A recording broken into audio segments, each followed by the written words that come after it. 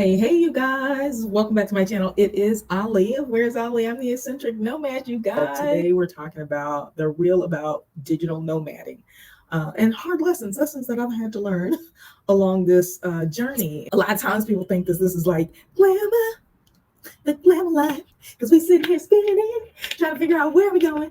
Yeah, no. The reality is, yeah, you're not going to have access to a lot of things, and everything is going to take a little bit longer. And if you try to walk in with your Western American attitude and demanding and this and that, you're probably not going to get what you want. IG, Twitter, Facebook make traveling look like a walk in the park. So there's vacationing, there's relocating, expating, like immigrating kind of thing. Immigration is like when you like officially move. Expating is like you're kind of visiting long term. What I find is there's really major differences from short-term travel, just vacations, and moving, relocating. Because once you move, you relocate, you set up shop, and now you worry about different things, like if you're building a house, or if you're buying new furniture, or you're shipping things, like those kinds of things. But you're settled, you've got a base. And if you're just traveling for 5 days, 7 days, 10 days, you're going back home. So you got your round trip tickets already, you got all the stuff, and outside of little quirky things happening, you're really set. You don't really worry about a lot of things. So nomading is more like you're not in one space, like you haven't claimed a place yet, right? And so as the digital part is, you're working as you're moving along. And I'll talk about it from the perspective of being a entrepreneur, supporting myself along this journey. Over time, I've just gotten to a point where I enjoy the laxness of not, what in the movie Eat, Pray, Love, when they say dolce far niente, it's basically the joy of doing nothing. The freedom that I wanted was, to release the bondage of timelines, right? Even though I have them when I'm working on things or on projects or, training, coaching. But being at a point where, the hard lesson was letting go of the control, needing to control every single minute, every single second, because you grow up with this idea that you need to manage every single second. You need to be in control of your time and all of that. And then you realize, well, maybe it's not so much being in control of every single second. Sometimes the control is being able to say, I don't need to schedule something every single second, right? Me nomading is way cheaper than me living back in the States.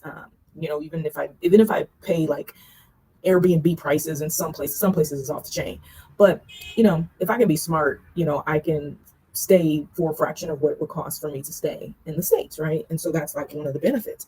But you got to go through the process of finding what would be right. And so that's where all that starts. You start planning. And like I go through and you start calculating and checking prices. So I'm checking airlines. And if you guys want to know a little bit about some of the tools that I use, please let me know and I'll do a video on that. Actually, like when I'm planning, get at least the first 4 or 5 days booked, and then you can walk around and figure out if you want to extend, right? But one of the things that I will share is there's a lot of places out here that have excellent healthcare at, when I say a fraction of the cost of what you're going to pay in the US, I mean a fraction of the cost of what you're going to pay in the US.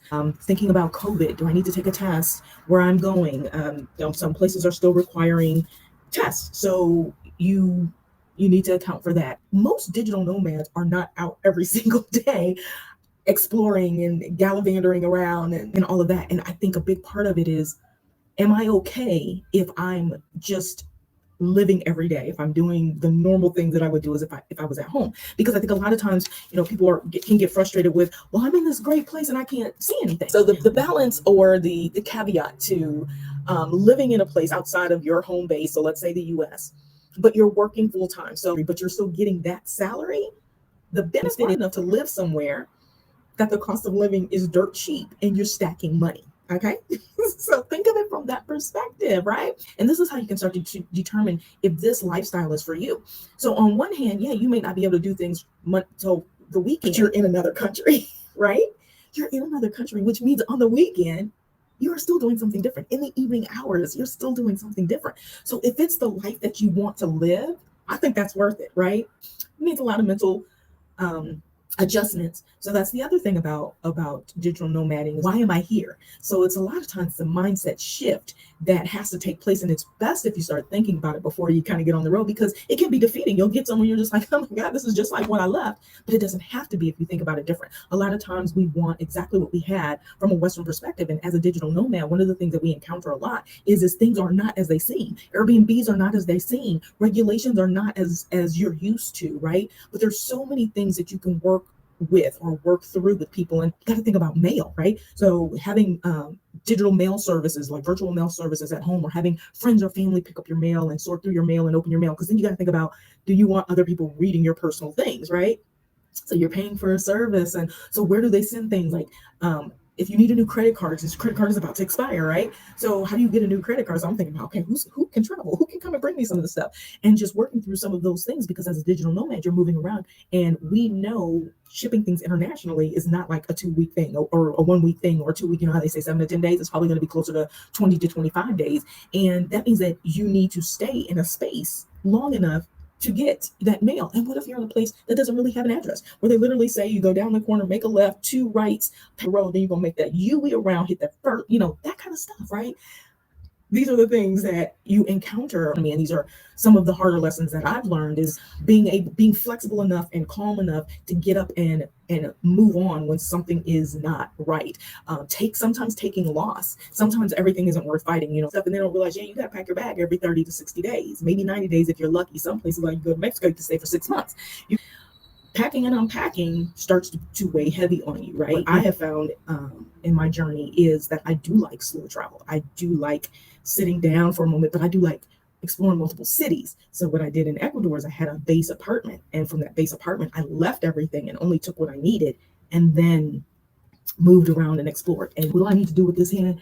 Passport, keeping track of those days. And if you're bad with, dates and knowing, I think most people who travel as much as we do, we know when that when this passport is going to expire, y'all. I cannot stress enough how important it is to know when your passport is going to expire. How many pages do you have left? How many months do you have left before it expires? Because a lot of times people won't let you go places if you have less than 6 months. Some people say you gotta have a page and a day, at least enough time to get there.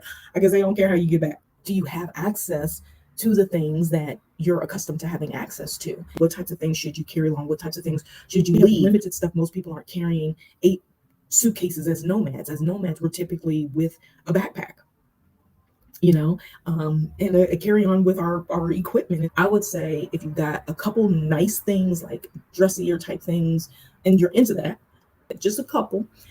If you have troubles or finding things that fit you nicely, especially if you're a little bit curvier as a woman, or super slim, bring your bottoms. Bring more bottoms than tops, because more than likely you'll be able to find tops. And bring intimates and things like that. And then shoes, a couple of good pairs of shoes. Electronics, I'd say bring your own laptop, a phone, and a backup phone. Okay, you can easily go buy a new phone, but if you at least start off with a backup, you at least got a backup. Then go buy a backup for that backup, which I've had to do before. I want to make sure that you have access to charging blocks. I have one that's solar powered, and then one that's regular, which is a little bit thinner, so I can carry it anywhere with me. Women with hair like mine, Black girls, bring your hair products, but figure out how you're going to sustain yourself throughout the longevity of your journey. And then outside of that, most of the things you can find, do some planning, do some mindset work, because you can get out here and hate it. Think of it as a relationship. You go through the butterfly stage, you go through the honeymoon stage, you go through the getting settled, go through the phase of, okay, how soon can we get a divorce? Most of us who are out here, one of the things a lot of us will say is we wish somebody would have told us. We wished these things would have been more evident in the videos that we were watching. Anyway, let me know if this was helpful for you guys. Click that notification bell, the subscribe button, and like this video if it was good information for you. So I'm gonna get out of here. You guys know the drill. Toodles and noodles, peace and hair grease.